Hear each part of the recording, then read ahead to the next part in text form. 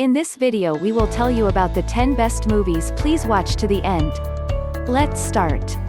Number 1, The Invisible Man. Gaslighting gets the monster movie treatment in The Invisible Man, a 21st century take on Universal's classic unseen specter. Helmed with playful menace by Leigh Whannell, whose camera work and compositions constantly tease subtle action in the corners of the frame, this slick genre effort finds Elizabeth Moss trying to convince anyone who will listen that she's not crazy, and really is being hunted by her supposedly dead abusive boyfriend. Since said predator isn't visible to the human eye, however, that's not an easy task. Hot-button issues emerge naturally out of this basic premise, thereby letting Whannell sidestep overt preaching in favor of orchestrating a series of finely tuned set pieces in which lethal danger might materialize at any moment, from any direction. Avoiding unnecessary diversions or italicized politics, the filmmaker streamlines his tale into a ferocious game of cat and mouse, with Moss commanding the spotlight as a woman tormented both physically and psychologically, and determined to fight back against her misogynistic victimization. Number 2, Gretel and Hansel. Oz Perkins is a horror lyricist fixated on grief and female agency, and both factor heavily into his atmospheric reimagining of the classic fairy tale.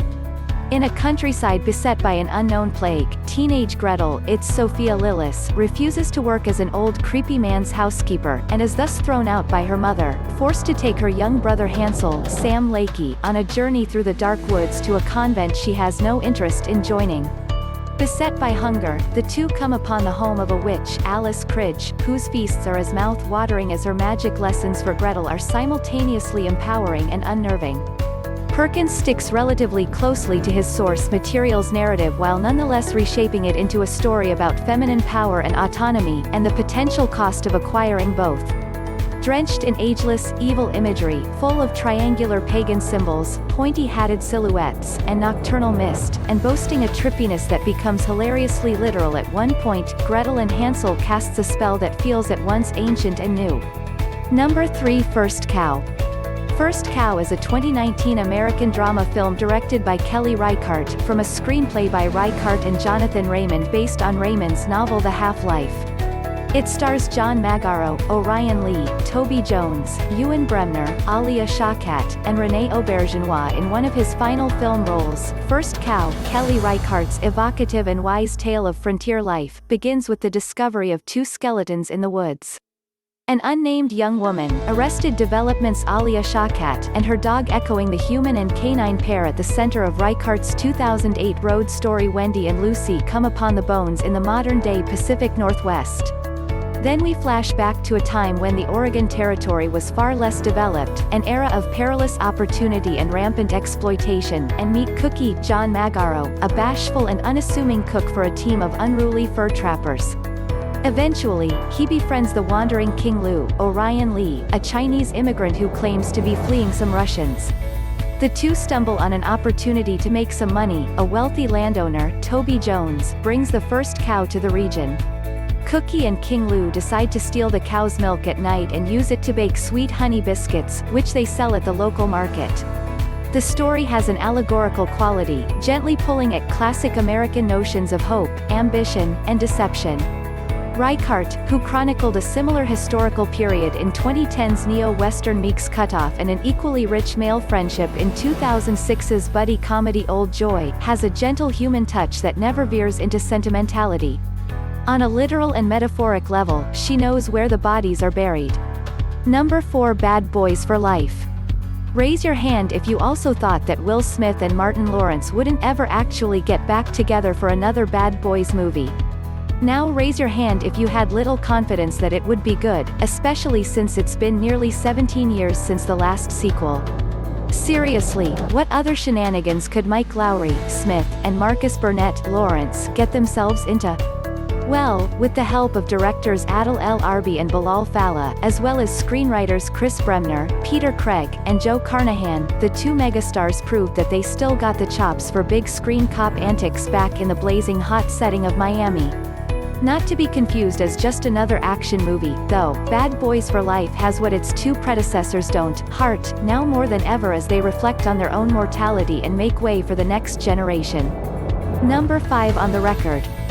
Few other #MeToo films have dared to confront the insidious culture of silence embedded in the black community than this searing documentary from directors Amy Ziering and Kirby Dick. Weaving interviews with notable female survivors in black media and the hip-hop world, including Drew Dixon, Sil Lai Abrams, and Jenny Lumet, with the long history of misogyny and sexual violence by black men, on the record addresses how black women's loyalty to the culture is too often preyed upon. Though music pioneers Russell Simmons and L.A. Reid are specifically accused, Ziering and Dick rightfully put a spotlight on how black women are routinely sidelined in this urgent dialogue. Number 6. Young Ahmed. Jean-Pierre and Luc Dardenne gaze into the dark heart of religious fanaticism in Young Ahmed, a drama that's all the more chilling for proffering no easy answers. By the time the filmmaker's story begins, urban 13-year-old Ahmed newcomer Idir Ben Adi has already been indoctrinated by a jihad-encouraging imam Othmane Momin. No amount of adult counter-programming can affect the kid, and when he attacks a female teacher, Miriam Akadiu, for her modernist Islamic teachings, he winds up in a juvenile detention center and then, at a farm where the affections of Louise, Victoria Bluck, complicate his worldview. With a stony countenance and dark eyes that mask his interior thoughts, Ahmed is a chilling protagonist enthralled to a rigid ideology that preaches violence against all heretics. Their handheld camera work trailing him as he embarks on his cataclysmic rise and fall journey, the director's aesthetics are as formally rigorous and evocative as ever, capturing the unyielding nature of zealotry, as well as the difficulty of loosening extremism's terrible grip on individuals' hearts and minds. Number 7. Beanpole. Dramas don't come much bleaker than Beanpole, director Cantemir Balagov's wrenching story about the damage caused by war, and the exceedingly high cost of survival. In a 1945 Leningrad still recovering from the end of World War II, lanky Iya Victoria Miroshnichenko, aka Beanpole, works as a nurse even though her military service has left her with a condition in which she becomes temporarily frozen.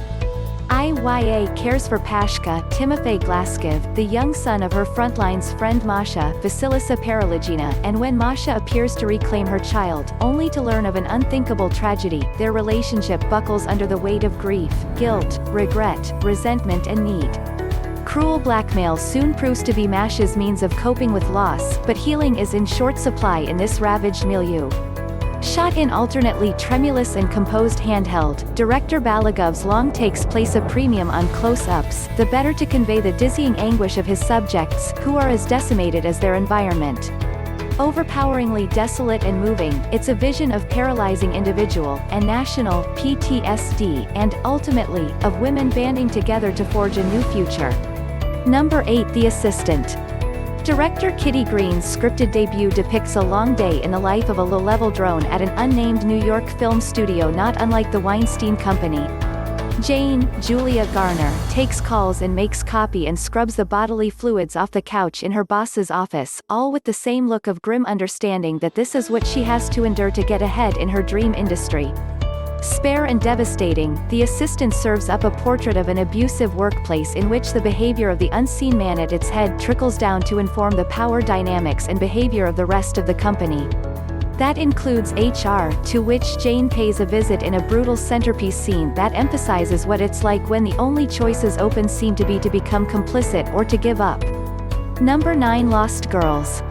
Based on the 2013 book written by award-winning investigative reporter Robert Kolker, Lost Girls explores the haunting true story of a Long Island serial killer who murdered more than a dozen young female sex workers in 2010. Amy Ryan plays Mari Gilbert, who takes matters into her own hands when she realizes the police aren't putting in the work to find her missing daughter. Number 10. Resistance. Jonathan Yakubovich's World War II drama follows Jesse Eisenberg as French mime Marcel Marceau, who along with a group of Boy and Girl Scouts helps save thousands of children orphaned by the Nazis. Thank you for watching. Please subscribe. Smiley face.